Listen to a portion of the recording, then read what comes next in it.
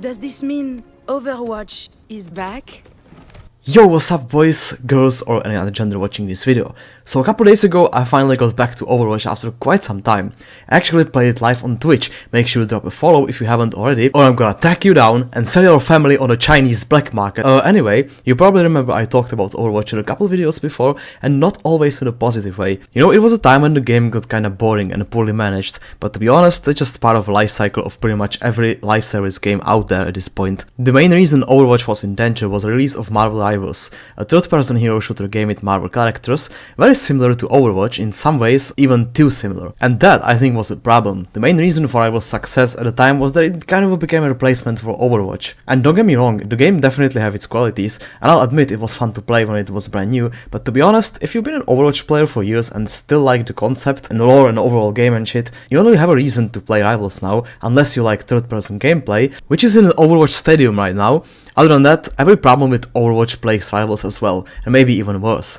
Terrible balancing, microtransactions, boring updates, and I'm not gonna lie, Overwatch has been on a really good way to solve these issues lately. A few months ago, I mentioned the possibility of Overwatch making a comeback when he got some news about the future content at the time, but I was still a little bit skeptical and wasn't really sure given our previous experience with Blizzard. We want actual fun content. We need to see the game being actually taken care of, instead of brainless cheap milking of every single cent from something most of the player base don't give a fuck about. I think Overwatch proved that it's still capable of doing something cool with the potential to get players interested. How much they're able to hold on to it in the future, that's something we'll have to see. Well, it's time to take a look at how it all worked out 2 seasons later. With the release of Season 16, rule boxes came back into the game, but with one important twist. You cannot buy them with real money. The only way to earn them is through a progression, challenges in the game itself, no gambling, no microtransactions, just play the game, win, and be rewarded, which is exactly how it should have worked from the beginning. You should be getting rewarded for the time and effort you put into the game, not for wasting money. Take notes, Apex. Of course you can still buy skins or battle pass, but unlike loot boxes, you know 100% what you're spending your money on, so at least it's somewhat fair. Another huge thing added in Season 16 are hero bans, and yes, it's exactly what you think. At the start of every ranked game, the entire lobby votes for heroes to get banned from the current game. You don't see enemy team picks during the ban voting, so you don't sabotage them on purpose. It's designed for players to vote together and decide which heroes they don't want in their competitive game, which ends up being Sombra like 99% of the time. And you know what? I completely understand why. She's so stupid and annoying. I can't imagine what kind of dumbass would play her. But for real now, I understand why are people trying to get rid of Sombra in their games. I think if you implement something like this into the competitive game mode, people are naturally gonna take out the meta characters. Like if you do something like this in Apex, for example, you're not playing Ballistic or Ashe in ranked ever again. Please do it, I'm going insane. I think the only way to make different heroes getting banned is to make them more balanced, but we're gonna talk about the balancing later because it's still a massive issue. But in general, it's a step in the right direction. There's also a system for voting maps. You simply vote the map you wanna play, then one map gets randomly picked based off of votes, so the more votes, the bigger chance for the map to be played, simple as that. This is a really good and unique system. I think it should be a thing with hero bans as well, so there's some kind of diversity and not just the same characters being banned over and over again. Speaking of heroes, let's talk about this baddie with a crossbow, cause I gotta say, I was in for a big surprise. When Freya was first released back in April, I didn't get to play her at the time.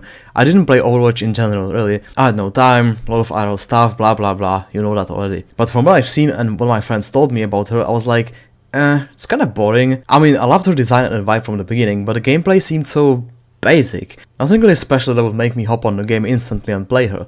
Then I actually tried playing her and how the fuck is she so fun? Like, I'm not even over-exaggerating. This is for some reason the most fun character I've played in years. And I know it's just my personal opinion, because the players' reaction to her are still very mixed. Some people say she's shite, some say she's good. It definitely depends on your playstyle. I mean, you guys know me. I'm a super aggressive, push W key type of player. I need a character with a good movement abilities and a big damage output. That's the reason I played a lot of Ashe or Sojourn or even Genji in the past. But I can definitely imagine if you're, let's say, a support player who mains something like Ana or Mercy, you're probably not gonna have much fun with her. But in general, I think it's refreshing to see a character with a simple and engaging gameplay concept. Even if it seems boring at first, it's good for the game. We need some more heroes for casual players like myself, who just want to have fun and don't like to sweat their balls off for hours and hours just to learn one character properly. And to be honest, she's not really hard to kill. Definitely easier than some big fat 300 HP Burger King enjoyer who still moves like a crack addict after his first shot of the day. Fuck you, Orisa. Anyway, we got a hero that's simple, fun to play, relatively easy to learn, can provide a massive amount of damage on the other hand, she's not like super OP or annoying to play against, so you actually get punished if you fuck up. So yeah, Freya is fun to play. She's a good character, at least for me. I just wish her role was a little bit better. I know most people don't care about these things, but it's still an important part of the game, especially being a hero shooter. I don't like the concept and the overall backstory. I just feel like her whole personality in general is kinda flat. Don't get me wrong, it's not bad, but it just needs some more depth or conflict into her character. Then again, she's still fairly new, so we're gonna see how the story develops further. The next thing I wanna talk about is a completely new game mode called the Stadium. I'm not really sure if this is a permanent mode, but it looks pretty permanent to me, mainly because it's getting upgrades and adjustments, and it has its own unique rank system as well. Stadium is basically a mix of multiple aspects of the game. It's a round-based game mode with up to 7 rounds of different modes such as Clash, Push or Control, so unlike the classic Overwatch, you get to play everything in one game. However, what really makes this mode unique is a completely new upgrade system that allows you to buy upgrades for your hero in different categories, damage of your weapons, health, additional perks for your abilities and other cool stuff. It's nothing game breaking really, just some minor adjustments that makes your hero a little bit better. With those upgrades and perks, you can build your own set, depends on your playstyle, or what you want to focus on. If you're more like an aggressive player, you're gonna go for damage upgrades, or maybe you're a support main, so you put it all into your healing abilities and health to stay alive longer. You get the idea. Of course, the upgrades are not free. In the beginning, you have a startup budget of a Stadium cash, and depends on your performance, you can make more money and buy some better ones, or get even bigger shit on because you're broke, so you actually need to perform to buy better upgrades. The system is definitely super fun to play, and I look forward to further upgrades of this game mode, that's for sure.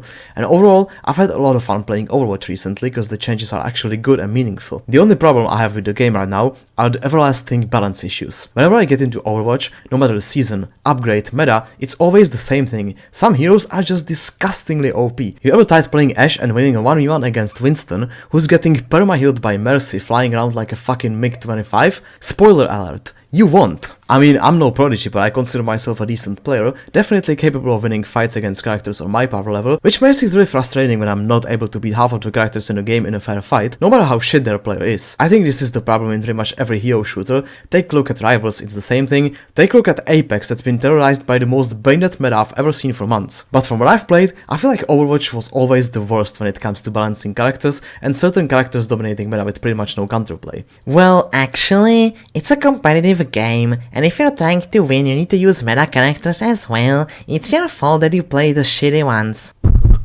Suck a cock. So yeah, that's pretty much my opinion about abusing the meta in any game whatsoever.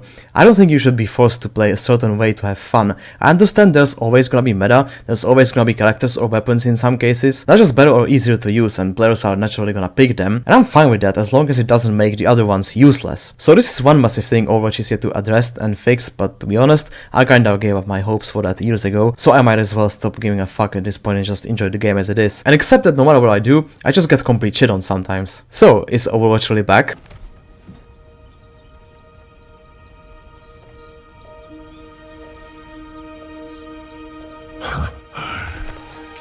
Yes. Yes, we are. I think so. Yes, the ability balance is still non-existent. Yes, I'd rather stick a screwdriver up my butthole than playing ranked, but apart from that, I'm having fun. And what's the most important, I see the devs actively trying to make cool changes, some of them that are actually moving the game forward. So if this trend continues, Overwatch is really back, and maybe, just maybe, we might get close to its golden era again. Thanks for watching, and I'll see you in the next one.